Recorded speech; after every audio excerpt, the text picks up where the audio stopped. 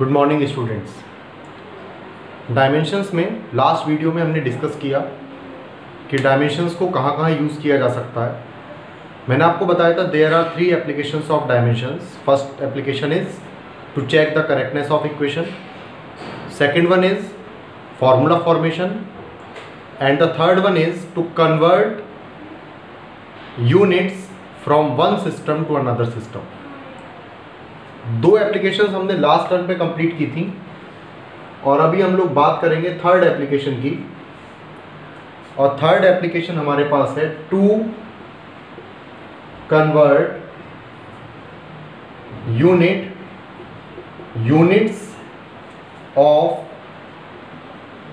One system into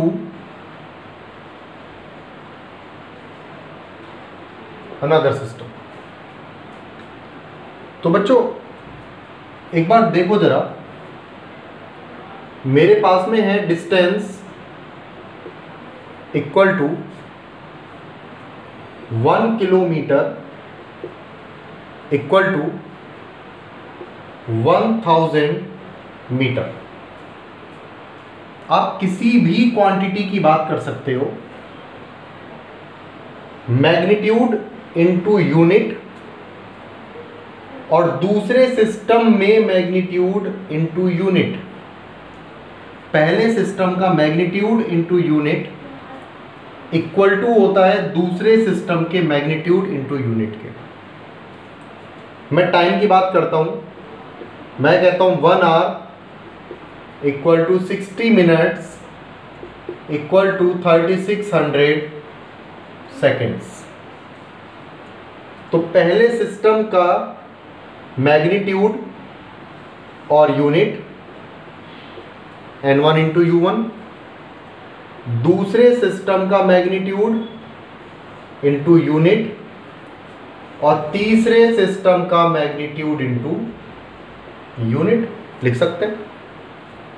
तो हमेशा किसी भी क्वांटिटी को, किसी भी वेरिएबल को जब एक सिस्टम से दूसरे सिस्टम में कन्वर्ट किया जाता है तो दोनों सिस्टम में उसके मैग्नीट्यूड और यूनिट की जो मल्टीप्लिकेशन है वो इक्वल होती है, तभी कह सकते हैं सही है, वरना तो गलत हो जाएगा।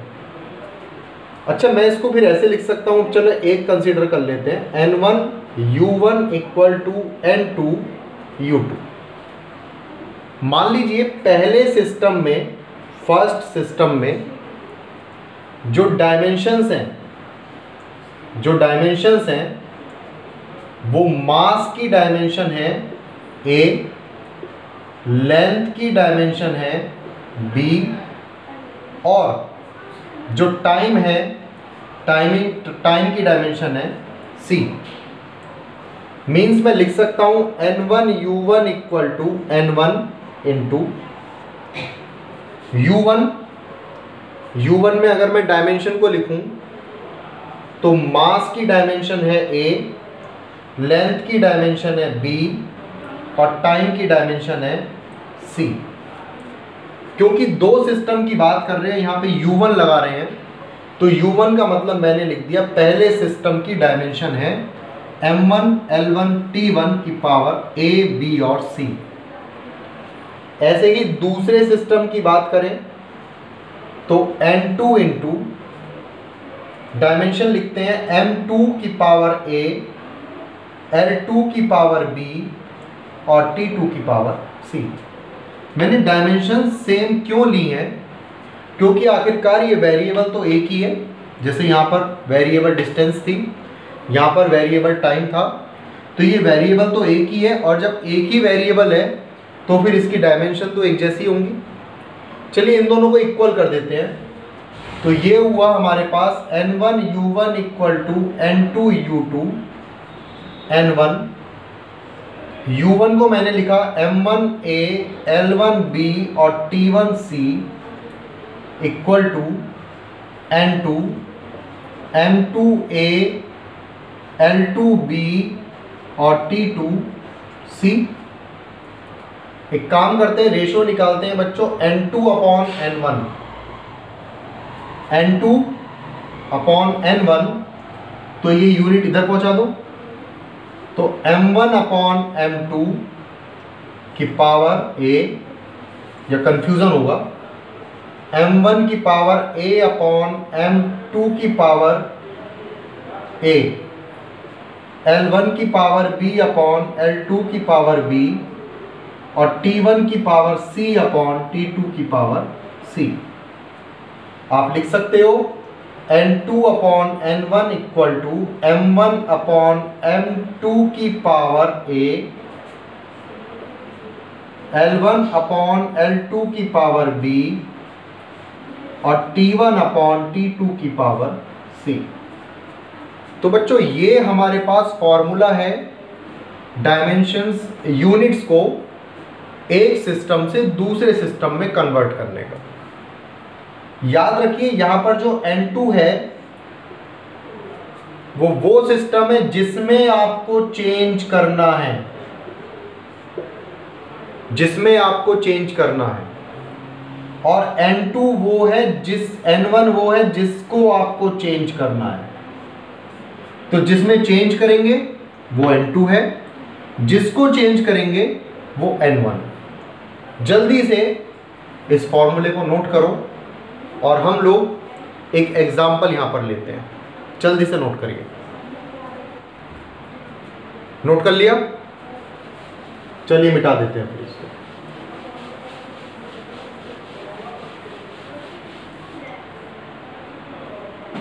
एक एग्जाम्पल है आपके पास, एग्जाम्पल नंबर 1। फोर्स को 1 न्यूटन से कन्वर्ट करना है कि कितने डाइन होंगे। 1 न्यूटन फोर्स में कितने डाइन होंगे, आपको डायमेंशंस की हेल्प से पता लगाना है। बच्चों न्यूटन मतलब एसआई यूनिट, और एसआई यूनिट का मतलब हुआ मीटर, किलोग्राम और सेकंड।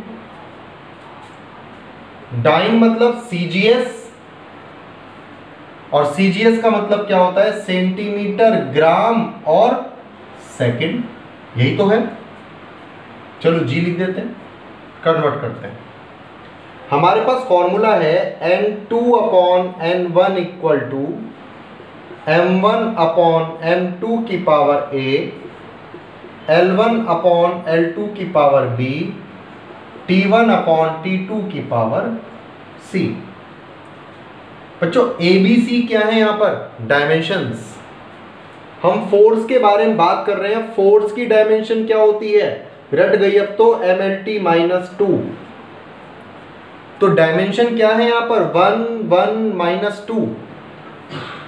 तो a इक्वल टू कितना है 1, क्योंकि m की पावर कितनी है a, m की डायमेंशन कितनी है a, तो m की डायमेंशन 1, l की डायमेंशन b, l की डायमेंशन 1, तो b इक्वल टू 1, t की डायमेंशन c, t की डायमेंशन -2, तो c इक्वल टू हो गया -2। ये हमारे पास a, b और c की वैल्यू हो गई डायमेंशंस। तो n2 जिसमें आपको कन्वर्ट करना, n1 जिसको कन्वर्ट करना है, 1 न्यूटन को कन्वर्ट करना है भाई, 1 रख दो यहां पे।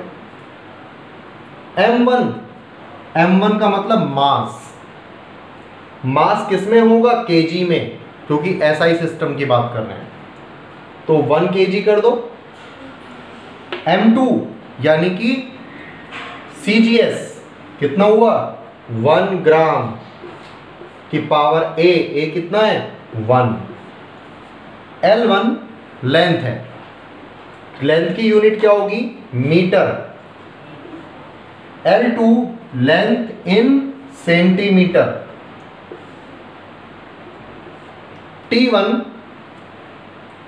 t1 सेकेंड, और t2 भी सेकेंड, पावर कितनी -2। चलिए सोल्व करते हैं जल्दी से। n2/1 इक्वल टू, बच्चों आपको 1 को 2 में कन्वर्ट करना, तो हमें फाइनल डायमेंशन जो चाहिए वो सेंटीमीटर, ग्राम और सेकंड में चाहिए। तो मैंने क्या लिखा, 1 kg को लिखा 1000 ग्राम, क्योंकि मुझे यूनिट क्या बनानी है, ग्राम बनानी है। नीचे ऑलरेडी ग्राम है, पावर 1। 1 मीटर, मीटर को मैंने क्या लिखा 100 सेंटीमीटर, पावर से नीचे सेंटीमीटर। 1 सेकेंड, ऑलरेडी 1 सेकेंड है, सब कैंसिल हो गया, तो कितना हो गया मल्टीप्लाई में 1 हो गया। तो यहां पर आया मेरे पास 1000 इंटू 100 मीन्स 10 की पावर 5, और यूनिट क्या बनेगी डाइन। डाइन यूनिट क्यों बनेगी, क्योंकि मैंने ग्राम, सेंटीमीटर और सेकंड में कन्वर्ट किया है। तो आंसर मेरे पास आया N2 इक्वल टू कितना हो गया 10 की पावर 5। तो सीजीएस सिस्टम में 1 न्यूटन इक्वल टू कितना होगा 10 की पावर 5 डाइन के बराबर होगा। थोड़ा सा कंफ्यूजिंग है, लेकिन अभी और न्यूमेरिकल सोल्व करेंगे तो ये हमें बहुत अच्छे से समझ में आ जाएगा। इसको जल्दी से कंप्लीट करें, उसके बाद हम लोग नेक्स्ट एग्जांपल करते हैं। हाँ तो बच्चों सेकंड एग्जांपल देखते हैं। अब आपको गिवन है 13.6 ग्राम पर सेंटीमीटर क्यूब को आपको कन्वर्ट करना है किलोग्राम पर मीटर क्यूब में। साफ साफ दिख रहा है, आपको ग्राम को किलोग्राम में बदलना है, सेंटीमीटर को मीटर में बदलना है। क्या है ये डेंसिटी है, ये आपको दिया हुआ है डेंसिटी, यहां लिख देता हूं मैं इसको डेंसिटी। अच्छा डायमेंशन क्या होती है बच्चों डेंसिटी की, dimension of density equal to mass upon volume ml-3। तो देखिए फॉर्मूला लगाते हैं जल्दी से, N2 upon N1 equal to, इसमें T तो है ही नहीं, तो हमें क्या लेना है मास और लेंथ लेनी है, M1 अपॉन M2 की पावर 1, क्योंकि A कितना हो गया हमारा यहाँ पे 1 हो गया, तो यहाँ पे चलिए A लिखते हैं, पहले फॉर्मूला लिख देते हैं, और L1 अपॉन L2 की पावर B। N2 आंसर लाना है हमें, N1 कितना है इस बार 13.6, M1 ग्राम में होगा 1 ग्राम, M2 किलोग्राम में होगा 1 किलोग्राम, पावर कितनी होगी A का मतलब कितना हो गया 1 है ना। L1 सेंटीमीटर में होगा, L2 मीटर में होगा, और पावर कितनी होगी B का मतलब -3। ये हुआ N2 अपॉन 13.6 इक्वल टू, बच्चों ग्राम को किलोग्राम में कन्वर्ट करने के लिए क्या करेंगे 1000 से डिवाइड कर देंगे, तो 1 किलोग्राम बन गया ये, आपने क्या किया इसको 1000 से डिवाइड कर दिया, तो ये बन गया 1 अपॉन 1000 किलोग्राम, और नीचे कितना है ऑलरेडी 1 किलोग्राम पावर 1। सेंटीमीटर को मीटर में कन्वर्ट करना है तो क्या करोगे 100 से डिवाइड कर दोगे भाई, तो 1 अपॉन 100 मीटर बन गया, और नीचे ऑलरेडी मीटर है -3 हो गया। चलिए इसको उड़ाते हैं किलोग्राम से किलोग्राम को, मीटर से मीटर को उड़ाते हैं। ये बन गया N2 upon 13.6 equal to 1 upon 1000 की पावर 1, ये बन गया 1 अपॉन 100 की पावर -3। तो N2 इक्वल टू, या भी और थोड़ा सोल्व कर लो यार, ये -3 100 को ऊपर पहुंचाओ +3 बन जाएगा, तो ये बन गया 1 अपॉन 1000 इंटू, ये बन गया 100 की पावर 3, 100 अपॉन में है, ऊपर पहुंचाओ 100 की पावर 3 बन जाएगा। तो N2 equal to 13.6 into 100 into 100 into 100 upon 1000, ये 3 0 से 3 0 हमने उड़ा दी, और आंसर आ गया 13.6 इंटू 1000 मतलब 13600, और ये बन गया हमारा क्या N2 क्या है मैग्नीट्यूड 13600, तो यहां पर रख दो आंसर 13600, इतने किलोग्राम पर मीटर क्यूब की डेंसिटी बनेगी हमारी, कितने में 13.6 ग्राम पर सेंटीमीटर क्यूब में। तो इस न्यूमेरिकल को करने के बाद थोड़ा सा अंदाजा हुआ होगा कि हम लोग क्या कर रहे हैं अभी, इसको कंप्लीट करें, उसके बाद एक न्यूमेरिकल और हम लोग करते हैं। बच्चों नेक्स्ट न्यूमेरिकल देखते हैं 3। आपको दिया हुआ है एक्सेलरेशन 45 किलोमीटर पर मिनट स्क्वायर और कन्वर्ट करना है आपको मीटर पर सेकंड स्क्वायर। एक्सेलरेशन बहुत जानी पहचानी टर्म है, 9th क्लास से पढ़ते आ रहे हैं इसे हम। क्या यूनिट डायमेंशन होती है इसकी? Volume upon time, velocity upon time. करते हैं भाई सोल्व, फॉर्मूला अप्लाई करते हैं। n2 upon n1, L1 upon L2 की पावर a। मास तो है ही नहीं, तो मास को तो हटा ही दिया मैंने, और T1 अपॉन T2 की पावर b। डन। यहां पे n2 अपॉन n1 कितना है बच्चों? 45। तो ये हो गया 45 इक्वल टू L1 लेंथ किस में रखी हुई है?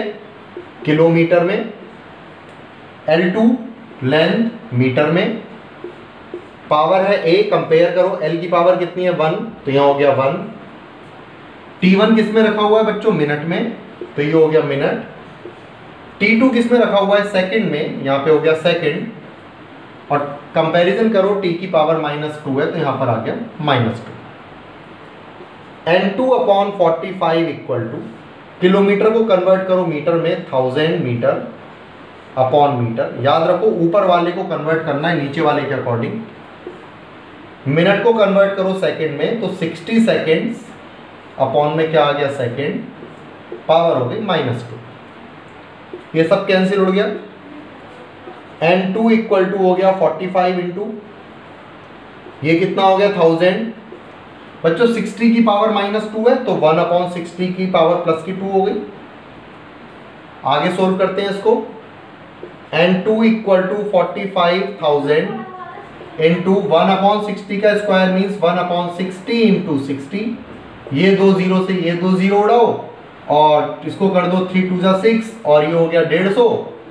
उसके बाद ये हमारा हुआ 6 से और कट करो, 6 2 जा 12, 6 5 जा, आंसर आ गया 12.5 n2। n2 कितना आ गया हमारा? 12.5। इसका मतलब 45 किलोमीटर पर मिनट स्क्वायर में 12.5 मीटर पर सेकंड स्क्वायर होंगे। तो ये हमारे 3 न्यूमेरिकल्स हुए, इसको नोट करो। उसके बाद और एक न्यूमेरिकल करते हैं। तो बच्चों 4th न्यूमेरिकल देखते हैं। फोर्स आपको गिवन है 100 न्यूटन। इसको ऐसे सिस्टम में कन्वर्ट करना है जिसकी जो यूनिट्स हैं वो मीटर, किलोग्राम और मिनट में है। मीटर, किलोग्राम और मिनट में है। अच्छा, न्यूटन तो आपकी एसआई यूनिट है। एसआई यूनिट का मतलब क्या हुआ कि मीटर होगा, किलोग्राम भी होगा, लेकिन क्या होगा यहाँ पे? सेकंड होगा। मीटर, किलोग्राम, सेकंड आपकी एसआई यूनिट्स होती हैं। अच्छा, फोर्स की डायमेंशन भी हमें पता है, mLT-2, ये हमें बहुत अच्छे से पता है। चलिए देखते हैं। n2 upon n1 equal to m1 upon m2 की power a, L1 upon L2 की power b, T1 upon T2 की पावर c। जो n2 तो निकालना है, n1 कितना है? 100 न्यूटन। 100। m1 का मतलब किलोग्राम, मास है ना, किलोग्राम। यहां पर भी क्या है? किलोग्राम। चलो कुछ नहीं करना, बस खत्म करना है इसको। पावर कितनी होगी? m की पावर कितनी है? 1। L1 का मतलब क्या है यहाँ पे? मीटर। यहाँ पर लेंथ किस में है? मीटर में। b कितना है? l की पावर 1। इसमें भी कुछ नहीं करना। T1 देखते हैं, सेकेंड। और यहाँ पर T2 कितना है? मिनट। और c की पावर कितनी है? c कितना है? -2। ये हमें करना पड़ेगा। तो n2 अपॉन 100 इक्वल टू, ये सब कैंसिल हो गया, कुछ नहीं बचा, सब 0 हो गया, 1 हो गया। इसकी बात करते हैं। तो सेकंड को मिनट में कन्वर्ट करोगे तो 1 अपॉन 60 कर दोगे मिनट। अपॉन पहले से ही मिनट है ही हमारे पास, पावर कितनी होगी -2 भाई, मिनट से मिनट कैंसिल हो गया, तो n2 इक्वल टू हो गया 100 इंटू, ये है 1/60 की पावर -2, मतलब 60 की पावर 2 कर दो यार इसे, है ना। n2 equal to 100 into 60 into 60, answer आ गया 36, 4 जीरो लगा दी मैंने, तो हमारे पास आंसर आ गया 3,60,000, 3,60,000।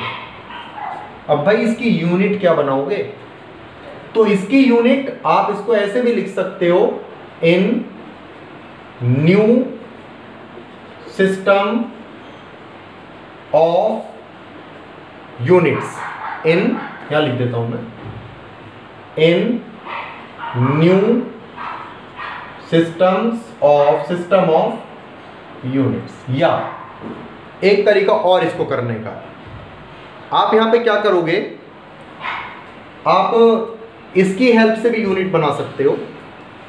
m मतलब मास, मास की यूनिट क्या थी सिस्टम में, kg, l मीन्स मीटर, तो मीटर, और t मीन्स यहां पर क्या था मिनट, तो मिनट, और मिनट की पावर कितनी होगी -2, तो मिनट की पावर -2, ये भी आप यूनिट बना सकते हो।